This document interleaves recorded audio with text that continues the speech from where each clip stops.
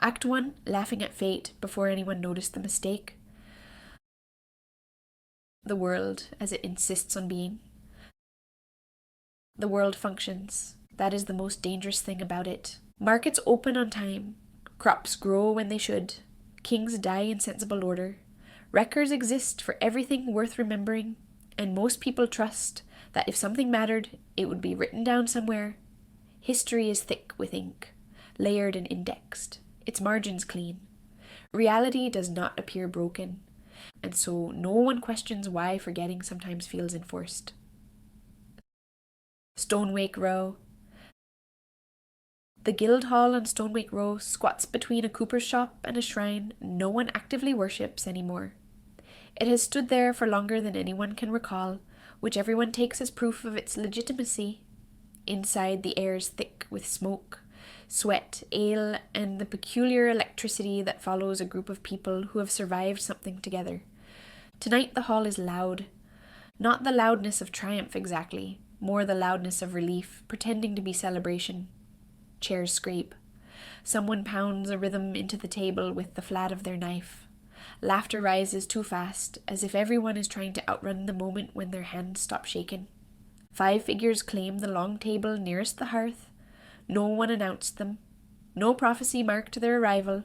They simply came back alive. For now, that is enough. Aldrich Veilthorn. Aldrich Veilthorn drinks like a man keeping watch.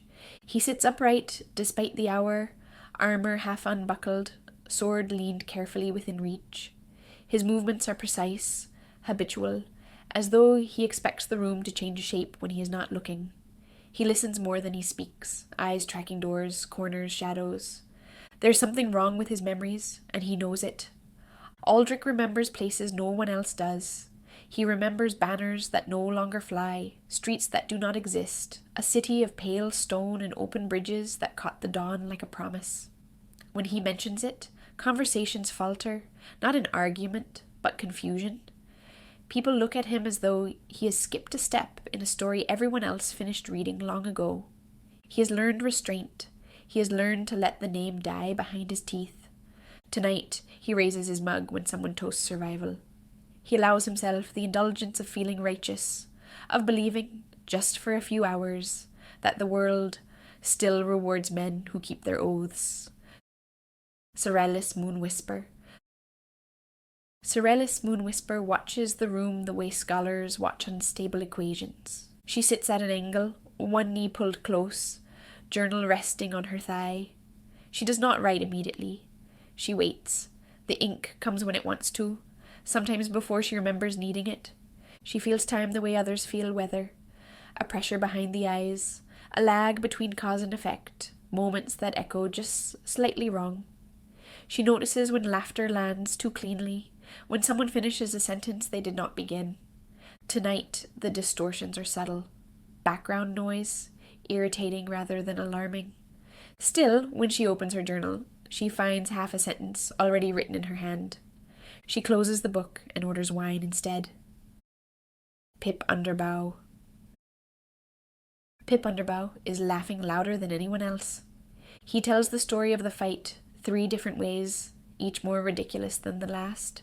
He exaggerates his luck, plays up his narrow escapes, turns terror into punchlines with practiced ease. People laugh with him. That matters. Laughter smooths things over. Laughter makes him blend in. Even as he jokes, Pip counts exits, doors, windows, loose boards, shadows that might hide a second way out. His eyes flicker constantly, not with fear, but calculation. He has lived this way too long to stop now. Beneath his coat, pressed close to his ribs, something hums softly. He pretends not to notice. Caelrix Ashbourne. Caelrix Ashbourne does not drink much. He nurses a single glass, eyes reflecting firelight, expression unreadable. Where others are loud, he is still. Where others forget details, he collects them. He notices when the guild clerk hesitates over a ledger entry that should be routine. He notices when a name is written, crossed out, then written again slightly differently. He notices when Aldrich's sword vibrates faintly, at a story no one else reacts to. His patron is quiet tonight. That silence feels deliberate. Myrex. Myrex sits in a shape that approximates a person because that is what is expected. Their surface catches the firelight in soft, shifting gradients. Someone tried to give them a mug earlier. It did not go well. Myrex apologized, though they were not certain why. They have learned apology is useful. Myrex does not drink. They observe. They feel patterns in the room. Laughter, tension, discomfort before words give them shape. Tonight feels good in the way alignment does when enough things point in the same direction, but there are eyes in the hall that linger too long. Myrex feels it before anyone speaks. They always do. The lie everyone enjoys. The night passes in noise and warmth and deliberate carelessness. Stories grow larger. Injuries shrink. The world feels manageable again, like it always does when danger is safely behind you. This is the lie people love most, that survival means understanding. No one questions why the walls bear scars. No one remembers repairing. No one asks why a song references a place that draws blank stares halfway through the chorus. No one wonders why the floor sticks underfoot in patterns that resemble writing. They are alive. That feels sufficient. The next contract. The next job comes easily. It always does. A small town, barely worth a dot on a map, reports missing livestock. Strange lights near the old quarry. Sounds at night. The guild clerk fumbles the paperwork, misfiles it twice, then blames fatigue. No one comments. The party leaves at dawn. The road that bends wrong. The road out of town curves more than it should. Not dramatically, just enough to be unsettling. Pip notices first. He always does. He says nothing. Roads do that sometimes. The town's name changes between the gate and the inn. Cyrillus writes both versions down. The mayor thanks them for coming back, then pauses frowning when Aldrich insists they have never been there before. The man laughs it off, blames stress, pours drinks they have not ordered. Records contradict memories. Memories contradict each other. They find blood where ledgers insist there was none. They kill something that leaves no corpse. They save the town. The morning after. The next morning, the town does not remember them. Not hostility, not deception, just absence. Like a word slipping off the tip of the tongue. The mayor thanks them politely for passing through. The innkeeper asks for names again. A child stares at Myrex with open confusion, then looks away as though embarrassed for forgetting something important. Cyrillus finds her journal altered overnight. Aldrich recognizes a sigil carved into the stone behind the inn, a mark of warding that should not exist here. No one admits to carving it. No one recognizes it. Pip washes blood from his hands that does not correspond to any wound. Kelrix rereads his pact and finds a clause he does not remember agreeing to. Myrex feels watched by something that does not blink. Leaving quietly, they leave without confrontation.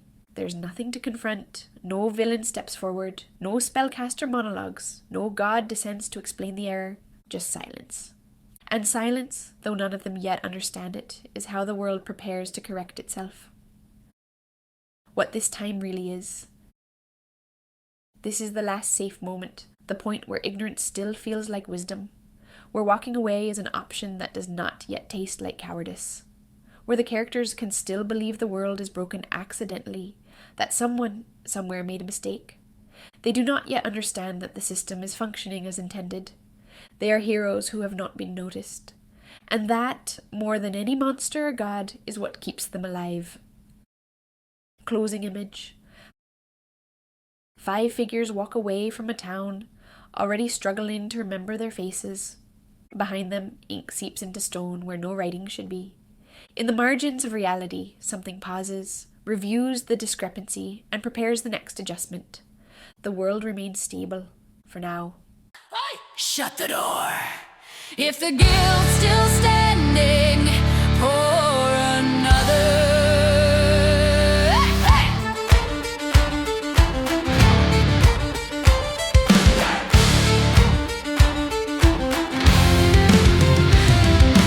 Mud on our boots, blood not our own. Coin on the table, debts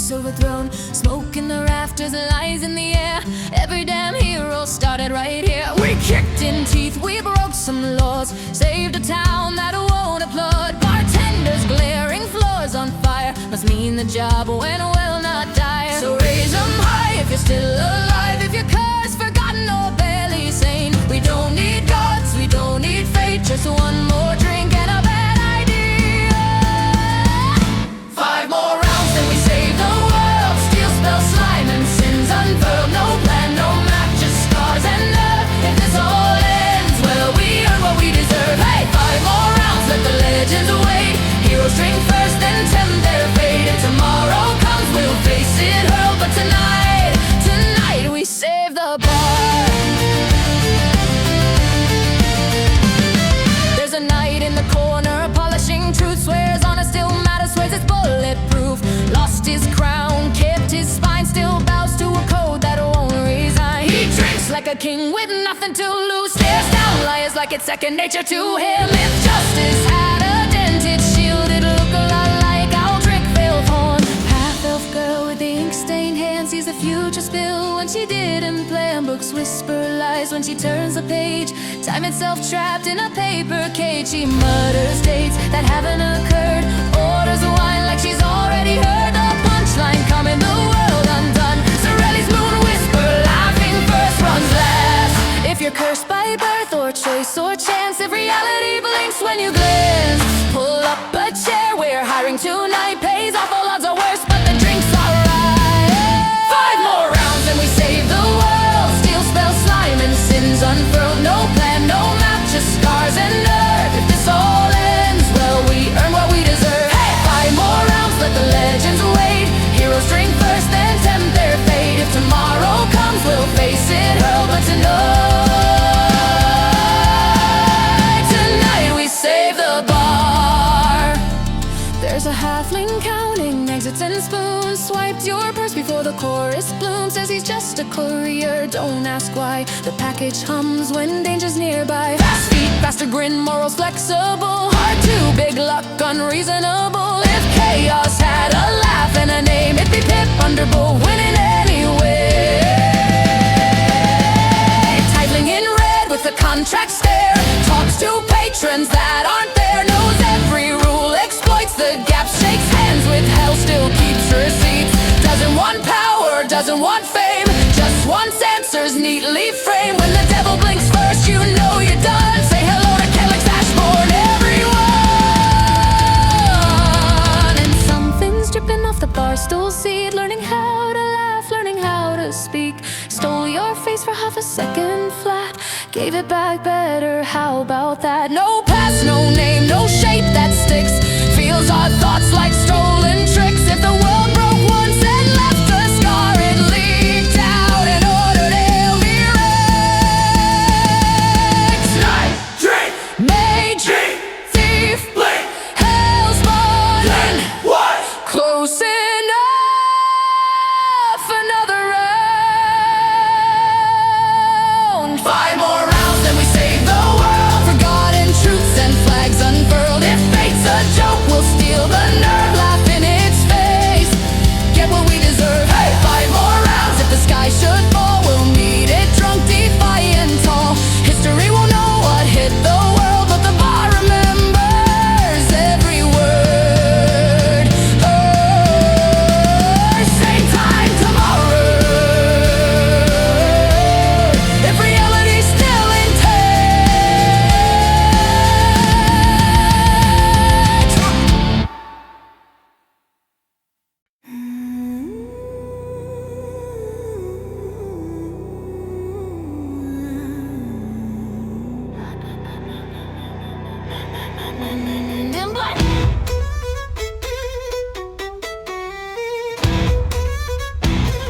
Another job, another town. Same old screams when night comes down. Mayor swears we've never met, but pours us drinks we haven't paid yet. Names scratched out on wanted boards. Ink runs thin where steel was scored. Stories change between the lines. Truth gets smaller every time.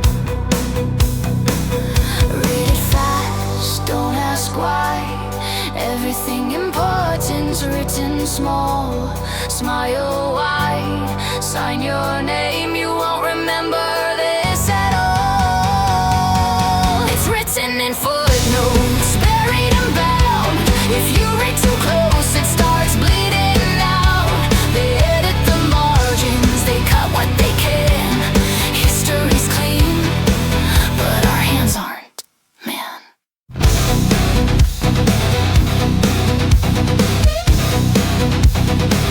Night, remember streets erased. Mage sees states that lost the race. Halfling laughs but checks the door. Swears the floor plan had one room more. Tiefling reads the fine print slow. Smiles like he already knows. Slime leaves trails that won't stay dry. Something here refuses to lie. Maps are wrong, ledges lie. Statues stare like they're ashamed. If this is fate, it's poorly filed and someone signed it in our name. It's written in footnotes, scratched into stone.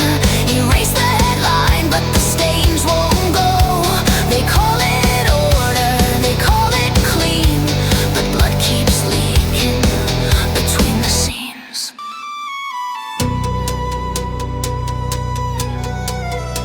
Discrepancy noted, correction applied. Excess memory identified. Say it's softer, does that make it right? Written in footnotes, too small to scream. If we're the era, then prove we're obscene. You can burn the page, you can cut the sound, but lies still drip when the truth's been bound.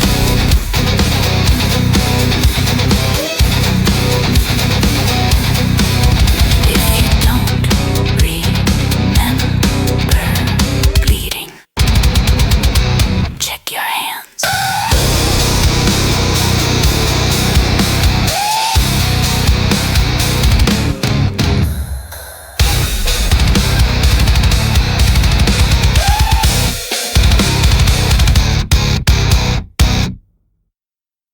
Act 2, the lie emerges. The world insists nothing is wrong. Reality disagrees. The shape of absence.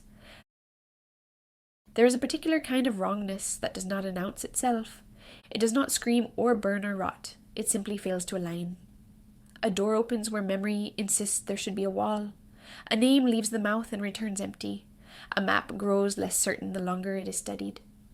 The party travels for days after leaving the forgotten town, carrying with them a shared unease that refuses to settle into a single explanation. No one says it aloud at first. They circle the truth like animals around a fire, aware of its heat, unwilling to step too close. The world continues to function. That makes it worse. The place between places. They find the ruins by accident, or rather, they find the absence that ruins leave behind. The land flattens unnaturally, grass thinning into brittle grey-green strands that crunch softly underfoot. The air grows still, heavy in a way that presses against the ears. Birds do not cross the space. Insects skirt its edges. There is no road leading here. Aldrich stops walking.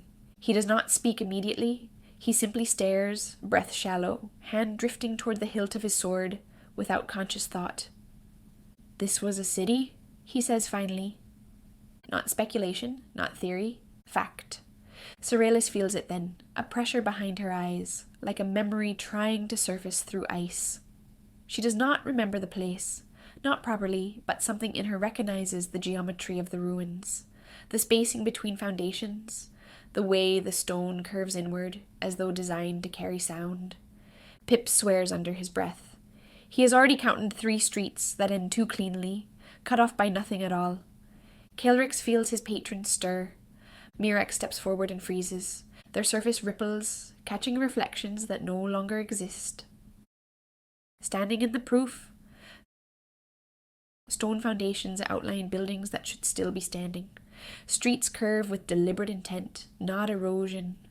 Here and there, Fragments of white stone rise like teeth from the earth, too smooth, too worked to be natural. Statues stand faceless, their features worn away, not by time, but by removal. The damage is precise, intentional. Soralis kneels and touches the stone. Her journal grows heavy at her side.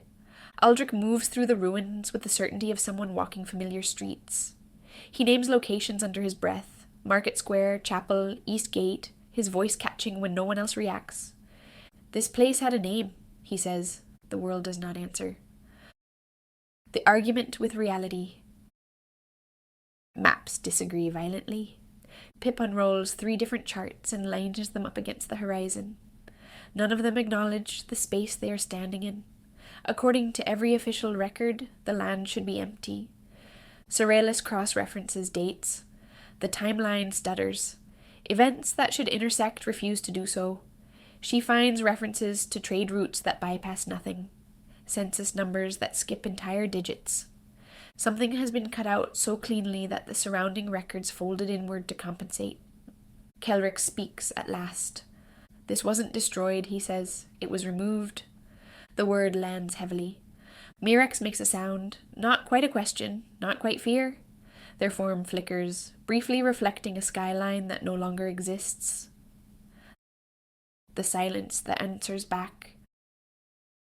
They camp at the center of the ruins. That night, the world watches them. Not eyes, not gods, something colder.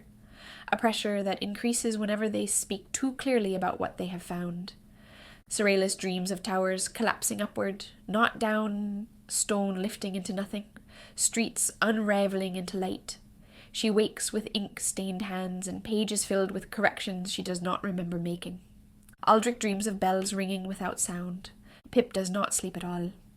Kelrix wakes to his patron's voice for the first time in days. It does not speak gently. The archivists. They do not arrive, they resolve.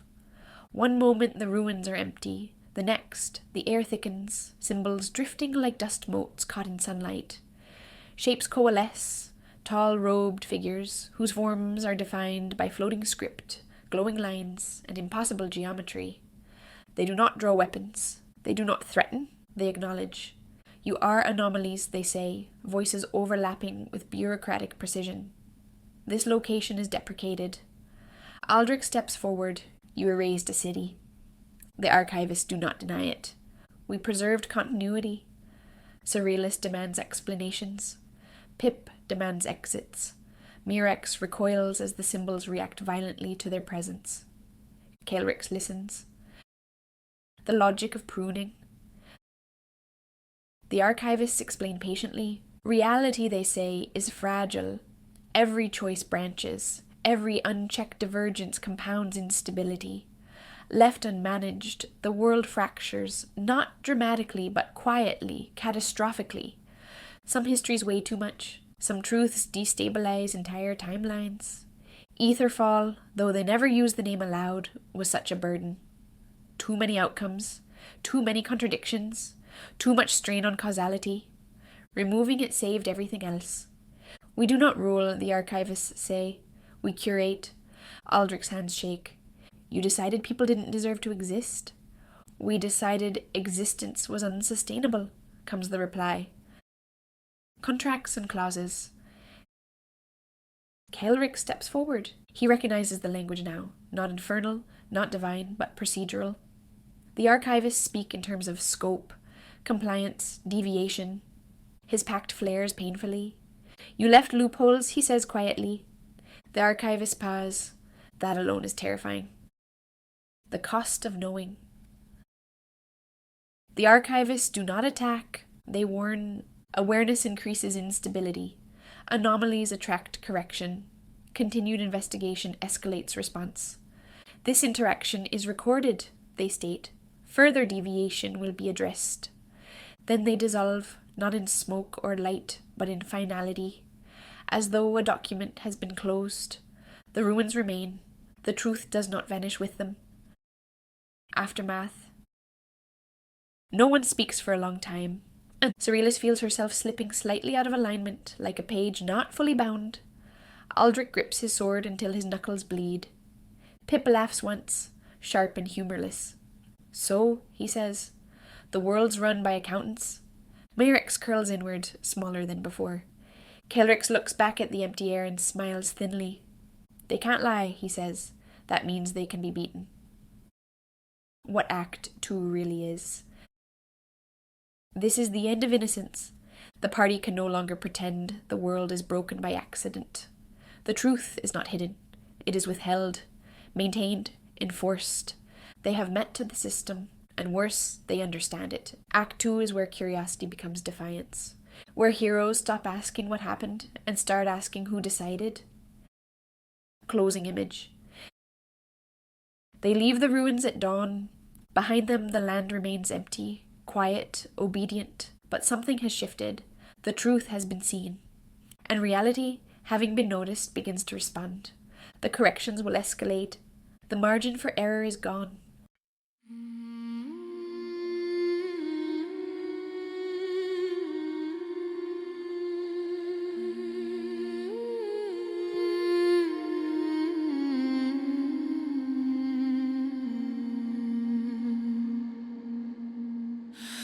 No road leads here, no map agrees, just broken stone and memory.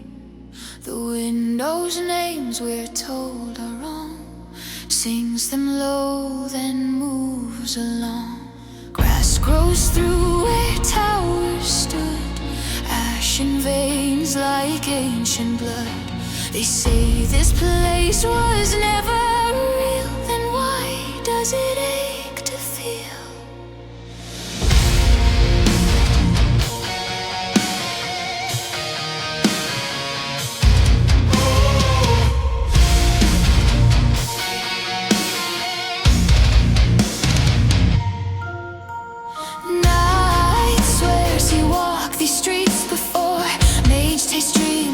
Dust and stone. If this is nothing, explain the weight of standing where we don't belong.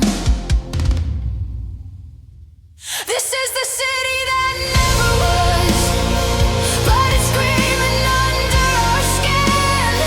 They burn the name, erase the cause, but the wound still cuts us in. Say it's a myth, say we're insane. Say time just lost the thread. Then why do ghosts remember us? When the world forgot we bled.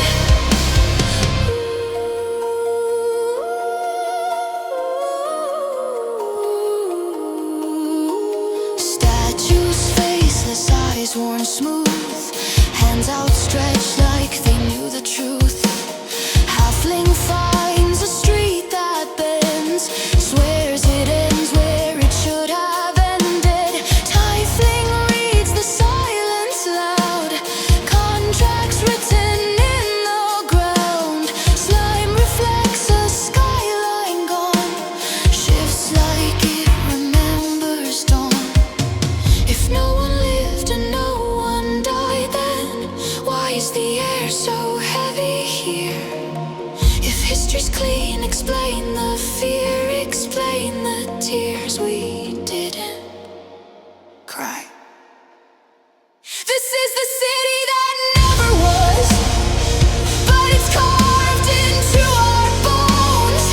They cut it clean, they called it mercy, left the echoes all alone. You can't erase the ink in time, burn the page, deny the cost, but someone paid for a piece like this, and something precious was lost.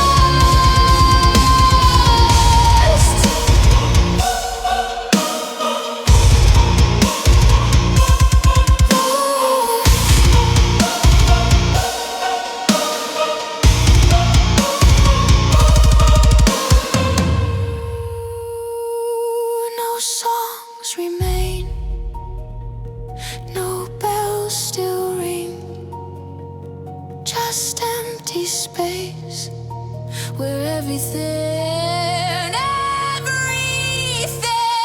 once mattered. This is the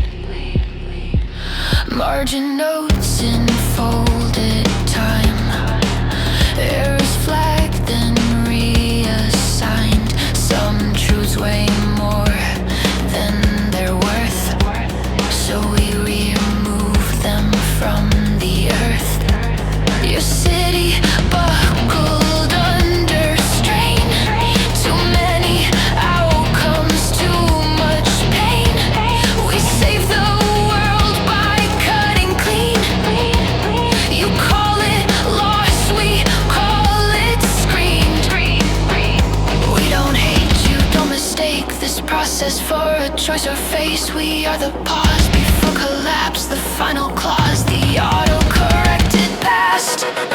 Terms and conditions apply. Memory subject to revise. If you recall what shouldn't be, we reserve the right to nullify. Scroll down, you'll find the line about anomalies like you. You're not condemned, you're out of scope, and that's what we must do. Stability maintained, deviation removed, compassion introduces variance. Variance leads to ruin. Terms and conditions apply. You don't get to opt out now. You're still here. That's your consent. We don't care if you know how. Erase the footnotes, save the whole.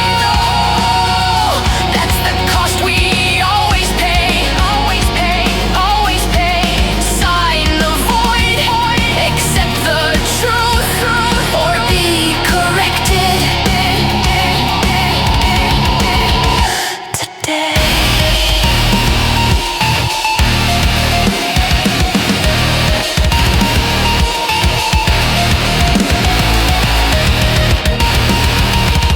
This decision was made for your own good. Act 3, Consequences. The system begins to respond. The weight of being seen. Awareness has mass. Once the truth is known, once it is understood, it pulls on everything around it. The party feels this immediately, though none of them have the words for it yet. Roads grow less forgiving. Coincidences stop favoring them. Luck, once a constant background hum, goes quiet. The world does not rage. It recalculates. Probability tightens.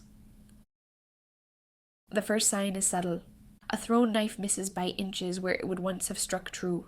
A door that should have been unlocked resists. A leap that would have cleared the gap falls short enough to hurt. Pip notices all of it. At first he laughs it off. Bad day, bad angle, bad run of dice. But the pattern builds too cleanly. Traps trigger when they should misfire. Enemies move with coordination that feels predictive, as though the fight has already been solved. The package under Pip's coat grows warmer, louder. He stops joking. The correction attempt. It happens fast, too fast to narrate cleanly. A job goes wrong in a way that cannot be explained by skill or chance. A collapsed time to the exact second Pip steps into the wrong place. Blades arrive, not wildly but efficiently. The air itself seems to push him where he should not be. For the first time in his life, luck does not bend. The package screams. Reality hesitates. Pip survives, not because the world favors him, but because something intervenes that should not be able to. Probability snaps back violently, injuring others, warping the space around him. The correction fails. That failure is noticed. The cost of power. Surrealist does not mean to do it. She only means to nudge. A moment stretches, a death that should occur does not. The timeline folds, cleanly and efficiently, as though it had always meant to go this way. The result is success, the cost comes later. Surrealist feels it immediately, memories desyncing, names losing emotional weight, reflections lagging half a breath behind her movements. She remembers events that no longer happen, and forgets conversations she's still standing inside. She saved lives, something takes note.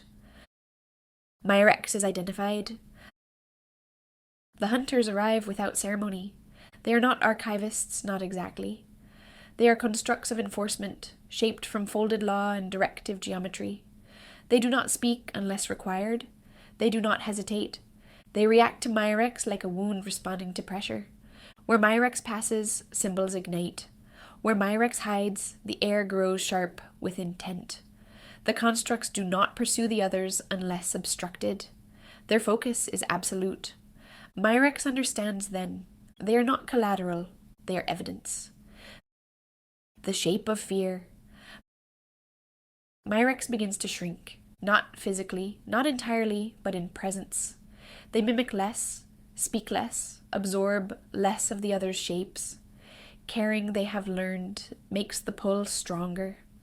Aldrich refuses to allow distance. If they want you, he says, hand on his sword, they'll have to go through us. He does not sound confident. Caelric studies the construct's behavior, mapping patterns, identifying thresholds. He finds consistency, rules, limits. That is both comforting and horrifying. The breaking point. Another confrontation. This time, the archivists intervene directly, not with force but authority. They explain that deviations are escalating, that repeated failures of correction increase risk, that anomalies compound. They list the party's actions calmly, like line items.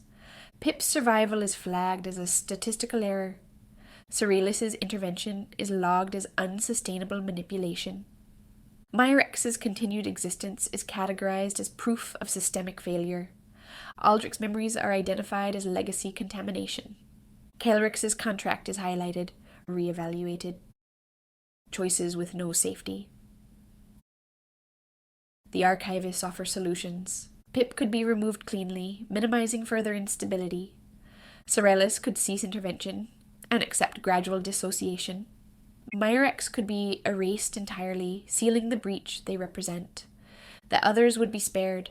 The offer is framed as mercy. It is not accepted. Running no longer helps. From this point on, nowhere is neutral. Every town carries the risk of recognition. Every dungeon hums faintly with monitoring. The party begins to see signs, symbols etched where no one remembers carving them, documents correcting themselves mid-sentence, people pausing as though listening to something they cannot hear. The world has shifted from passive maintenance to active containment.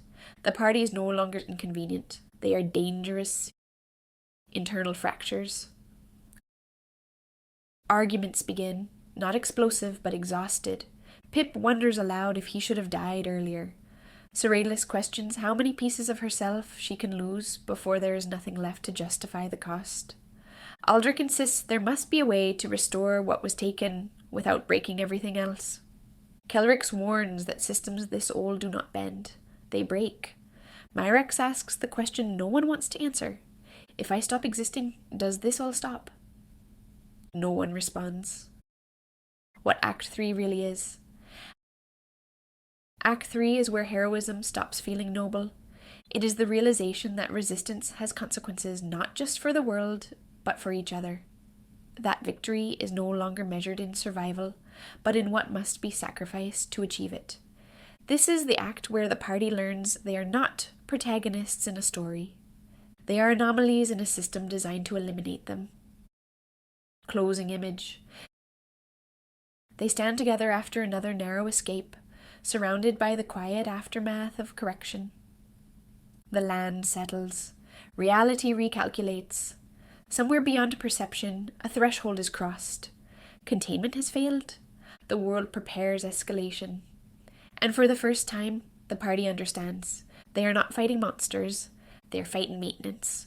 I used to laugh when blades got close, counted steps, escaped by hope. Doors unlocked, dice rolled right, wrong place, wrong time. Still alive, streets back just enough for me. Traps forgot what they should be. Every fall missed breaking skin, fate kept blinking. Let me win. But the air went cold, the floor stood still. Numbers stopped bending to my will. No grin left, no joke to sell. This time the odds remember me. Luck runs out when it's written down. When the universe stops laughing it off. Luck runs out when you're due to pay. I lived on borrowed time. Now it's calling in today. Footsteps things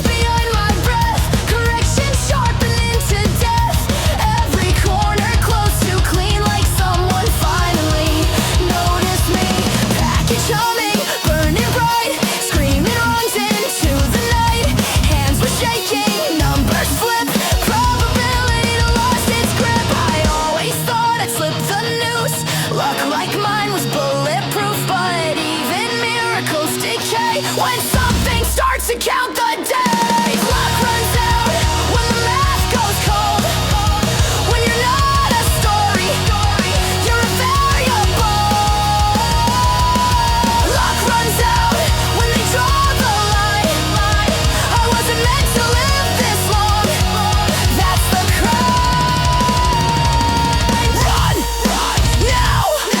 Wrong turn, too late.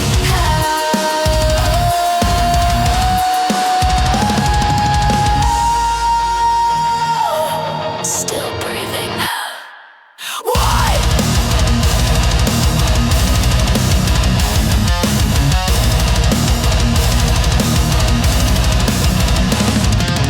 Luck runs out, but not tonight. Not while I'm still in the fight. If this is where the numbers end, then let them break instead.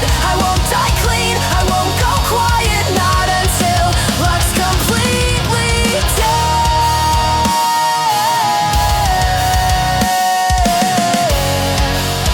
If I survive this, I'm not sure I should have.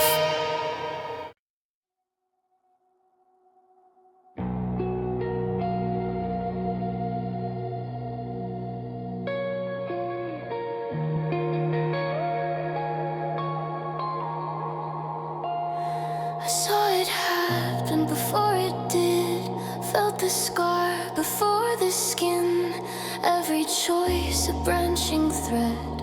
Every answer killed the rest. I touched the past with shaking hands. Move one grain in sinking sand. The scream stopped, the blade fell wide. Someone lived, someone died. Time didn't fight, it just complied. Shifted clean and let me slide. But something tore and wouldn't mend.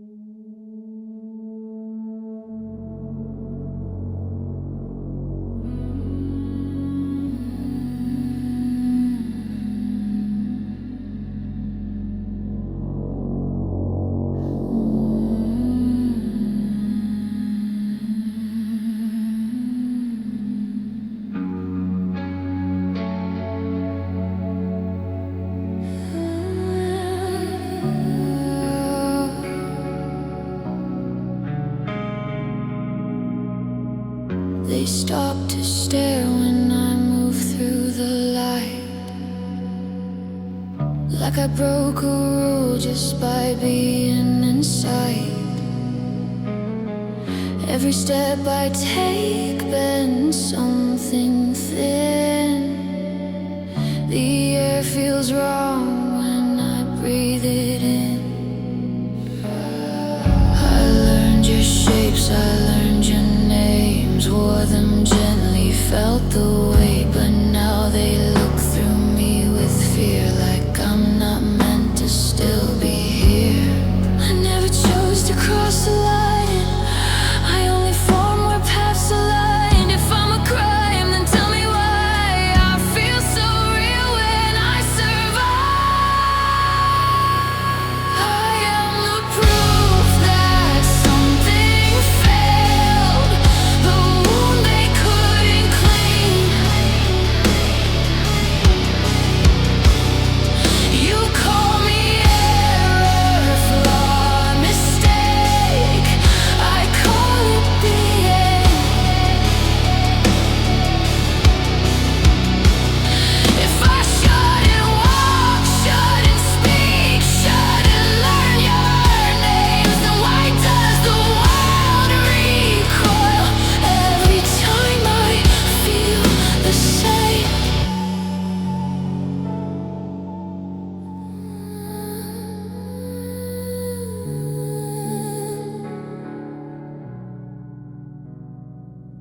Hunters built a folded log, hands of light, no face at all.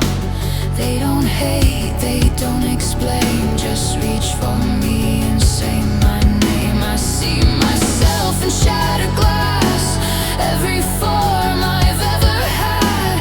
If I fade, does anyone know which of me was meant to go?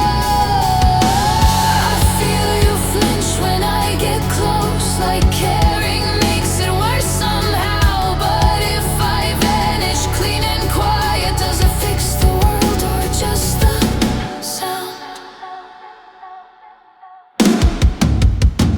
I am the proof that something broke when they erased the past. You fix the page, you save the whole, but I'm the stain that lasts. If existence needs permission slips, and I was never cleared,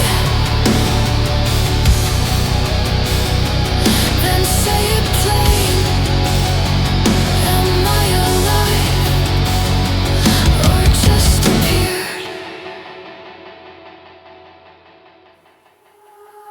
Don't look away.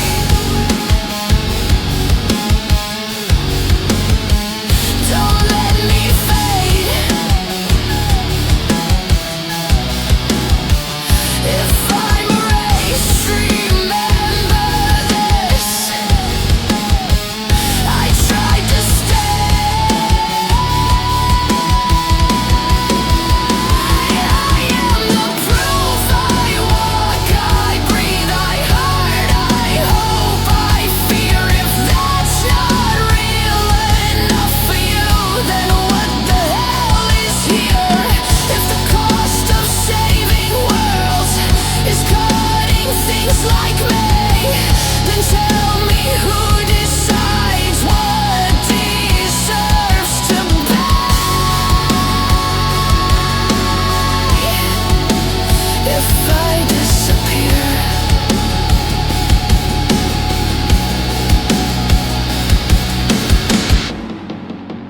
will the silence feel cleaner?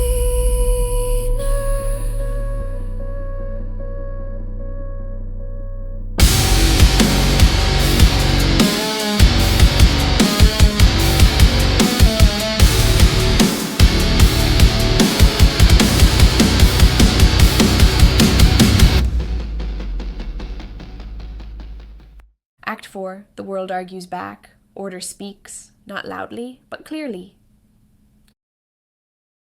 When the system explains itself, There is a moment when resistance changes shape, not when blades fail or spells falter, but when the thing you fight finally turns to face you and speaks as though you are reasonable people, when it explains itself without anger, without threat, and with a patience that suggests it has had this conversation before. The party reaches that moment together, and it is worse than violence. The invitation. The archivists do not ambush them, they summon them. The transition is seamless, one step through familiar ground, the next into a space that does not obey distance or scale. There are no walls, no sky, no floor in the way a mortal would define them. Instead, there is structure, layers of light, drifting symbols, vast planes of ordered motion intersecting at impossible angles. This place is not hostile, it is curated. You have exceeded acceptable variance, the archivists say, not unkindly. This escalation is inefficient. Aldrich demands answers. The archivists nod as though this was expected. The case for the lie. They show the party what they maintain. Worlds collapsing under unchecked divergence. Timelines fracturing into incompatible outcomes. Civilizations that drown in their own contradictions. Not dramatically, but slowly. Choking on too many remembered truths. They show histories where no pruning occurred. None of them end well. Freedom without constraint, the archivists explain, is entropy with better marketing. They show Etherfall, not as it was erased, but as it would have become. A city swollen with paradox, its influence radiating instability outward. A seed of collapse. Removing it saved everything else. The logic is flawless. That is the problem. Aldrich stand. Aldrich listens in silence, jaw clenched. When he speaks, it is not to argue the math. You decided people were acceptable losses? Yes, the archivists reply, as all systems must. Aldrich steps forward. You didn't have the right. The archivists do not dispute this. Rights are constructs, they say. Outcomes are real. For the first time, Aldrich falters, not because he doubts himself, but because the system does not care. Surrealis's fracture. Surrealis sees the cost most clearly. She understands now why her interventions hurt, why time resists her touch. The archivists are not punishing her. They are compensating for strain she introduces. She realizes something terrifying. She could help them. Her power could stabilize reality, if she used it the way they do. Clean cuts, controlled erasures, sacrifices chosen with precision. The temptation is quiet, reasonable, and it terrifies her. Pip's objection. Pip laughs. It is sharp, brittle, and not entirely sane. So all this, he says, gesturing at the vast machinery of existence, runs on a numbers problem. Yes, the archivists say. And people like me, Pip asks, we're rounding errors. Correct. Pip's luck has always been about slipping through gaps. For the first time, he sees the shape of the gap and understands it is closing. He asks the question none of them want answered. If someone like me dies cleanly, does this all calm down? The archivists pause. Yes, they say, that pause is everything. Myrex's verdict. Myrex does not ask questions. They already know the answer. Their existence is not a side effect. It is not collateral damage. It is proof that the archivist system is imperfect, that multiple realities attempted to overwrite the same space and failed. Myrex is a contradiction given form.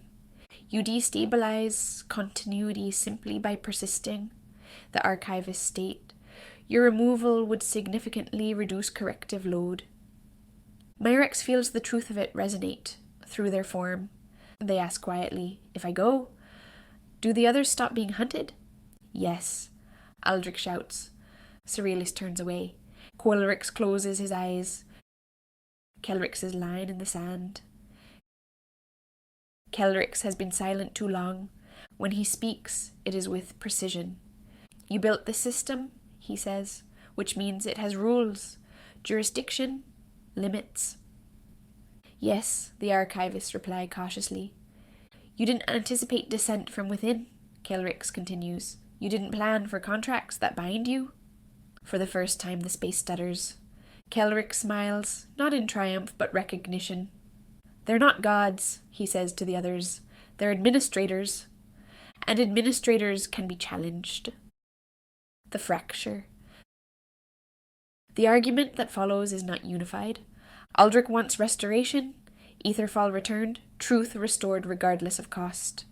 Sorelus wants balance, minimize damage, even if it means sacrifice. Pip wants out, no more running, no more borrowed time. Mirex wants to live, but not at the cost of everyone else. Keldrix wants revolution, rewrite the system itself. There's no shared answer. The archivists watch this unfold without interference. This outcome was projected, they say. Internal fracture precedes collapse. No clean hands. The party leaves the confrontation divided. Not enemies, but no longer aligned. Every option demands something unforgivable. Restore what was erased and risk unraveling the world. Accept the lie and live knowing what it cost. Sacrifice one to save many. Rewrite a system that holds reality together and hope something better emerges. There's no hero's path through this, only choices. What Act 4 really is. Act 4 is the moral crucible, the moment where the enemy stops being monstrous and starts being convincing, where rebellion risks becoming selfishness and compliance risks becoming complicity. This is where the party learns. The truth they were never meant to see. The world is stable because someone decided who was allowed to matter. Closing image. The archivists withdraw, not defeated, not angered, patient. The party stands alone at the edge of a decision no one can share. The world continues, but now it waits, and whatever happens next will not be an accident.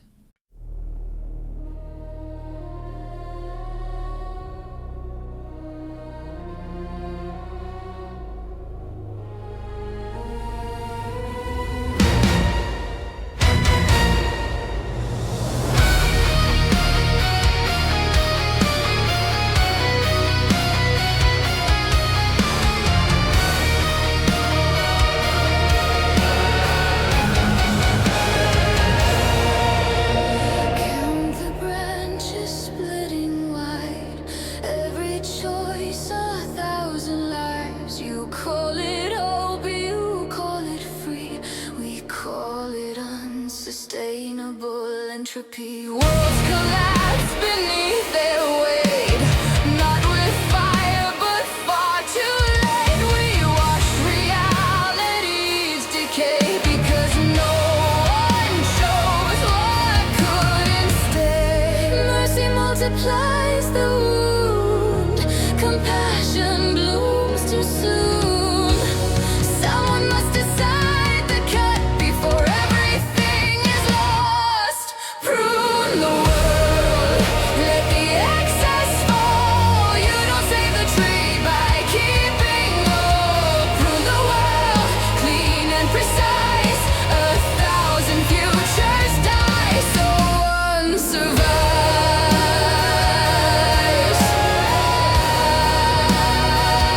So one survives.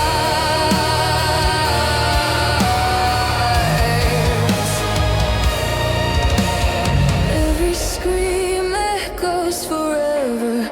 Every past demands remember, but memory is a loaded gun, and truth fractures everyone. You cling to ghosts, to broken names, to cities built on infinite pain. We erase so others live. That's the math you won't forgive. We do not hate, we do not rule. We enforce the only rule. If something cannot be allowed, then it must not leave a cell. Prune the world, erase not flaw. Better one erased than endless war. Prune the world, call it cruel, but cruelty delayed kills more than truth.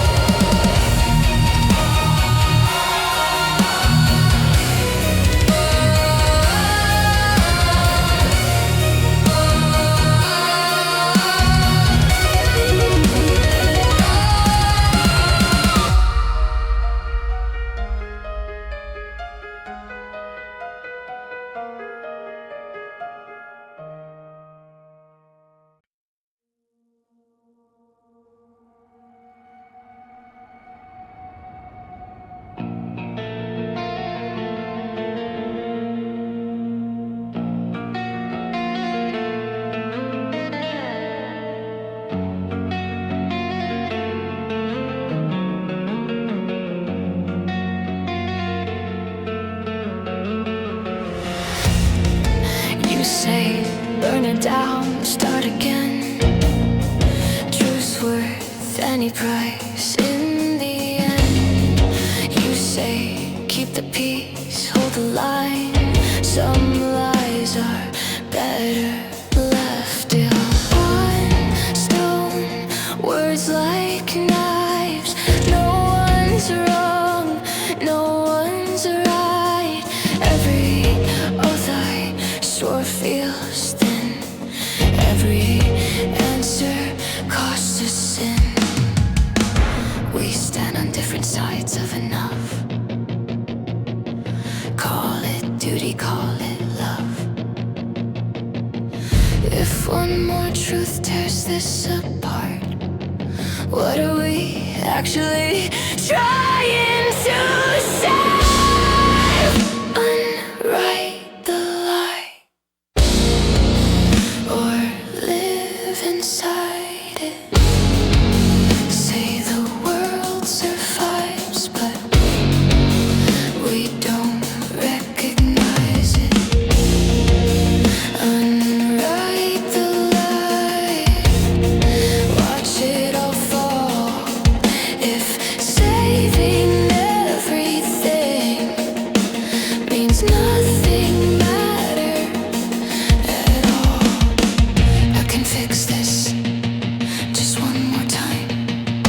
I can bend the thread, realign. But every patch leaves less of me. Is that really victory? I don't want this, I want out.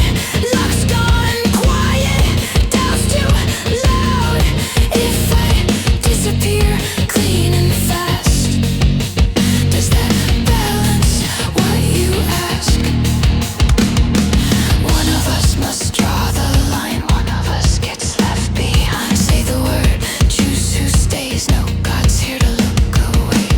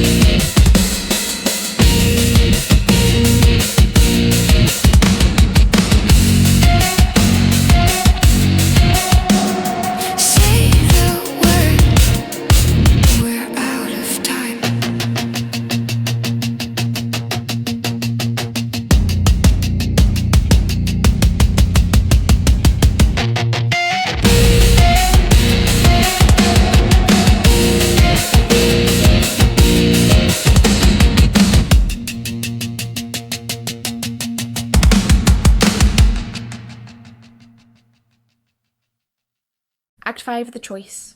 The world does not ask what you want. It asks what you will accept. The moment after argument, silence follows fracture. Not the uneasy silence of uncertainty, but the heavier kind. The silence that settles after all arguments have been spoken and found insufficient. The party does not separate, not physically. They still travel together, still watch each other's backs, still share fire and food. But something essential has ended. They have seen the shape of the problem clearly enough now that no one can pretend there is a solution without blood on it.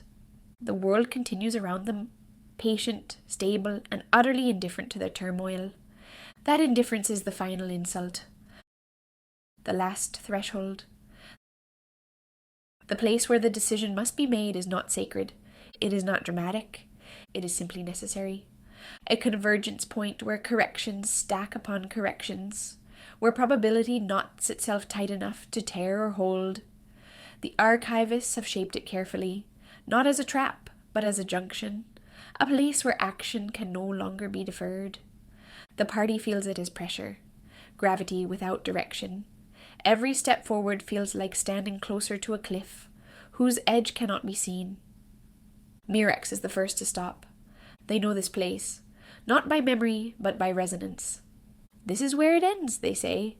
No one disagrees. The world makes its offer. The archivists appear without spectacle. No accusation, no threat, only options. They lay them out, cleanly, precisely, without embellishment. The erased city can be restored. History will reassert itself violently. Timelines will diverge. Countless systems will destabilize. The world may survive, but not as it is. The lie can be maintained. The system will stabilize permanently. Corrections will cease.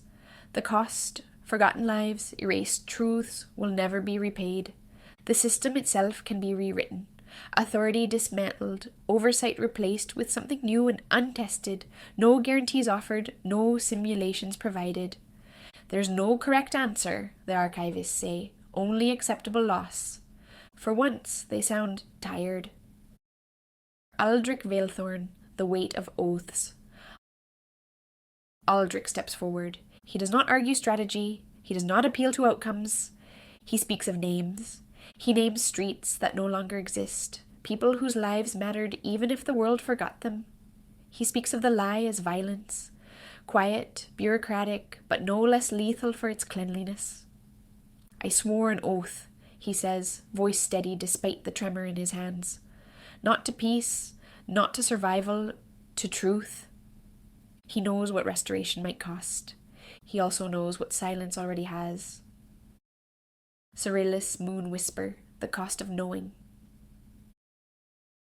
Cerealis stands apart, hands shaking. She understands the mechanics now, how close everything is to falling apart, how fragile the present truly is. She sees the futures branching wildly from every option, feels the strain of holding them all in her mind. She knows she could help preserve the lie. She also knows what it would cost her to do so. If we do this, she says quietly, we don't get to pretend we didn't understand. For her, the choice is not about the world. It is about whether she remains herself when this is over.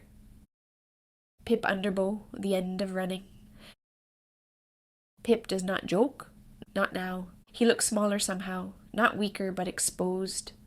For the first time in his life, luck is not whispering escape routes into his ear.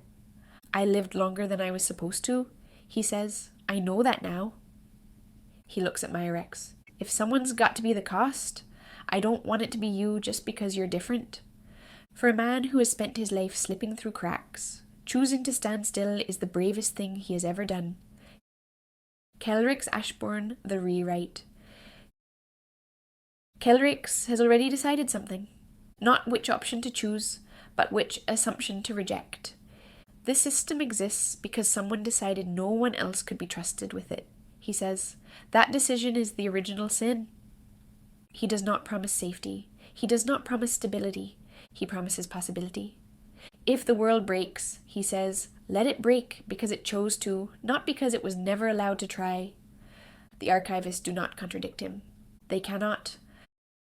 Myrex, the fulcrum. Myrex listens.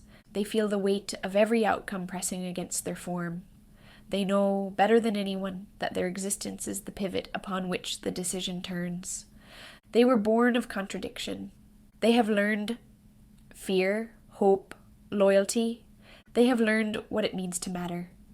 I don't want to be the reason everything ends, they say softly. Aldrich answers immediately. You're the reason it began. Myrex does not know if that is comfort, but it is truth. The choice is made. How the choice resolves is not universal. That is the final truth. In some tellings, the city returns, and the world staggers beneath the weight of remembering. History fractures, but people are allowed to exist again, even if it hurts. In others, the lie is accepted. Stability reigns, the party survives, and the cost is carried quietly, forever. In some versions, the system is torn apart. Authority collapses. Reality becomes dangerous, alive, unpredictable. None of these endings are clean. All of them are owned. The world after. The archivists do not curse them. They do not bless them. They step aside. Whatever happens next is no longer maintenance. It is consequence. What Act 5 really is. Act 5 is not triumph. It is responsibility. The moment where the characters stop asking what the world should be and accept that it will be what they make it, broken, stable, or free. This is where heroes are not rewarded. They are remembered or not. Final image. Somewhere, someone will tell the story wrong. They will miss details. They will soften edges. They will pretend the ending was inevitable. But in the margins of reality, where truth still leaves a stain, 5 names remain. They chose, and whatever the world becomes, it becomes because of that choice. That is enough.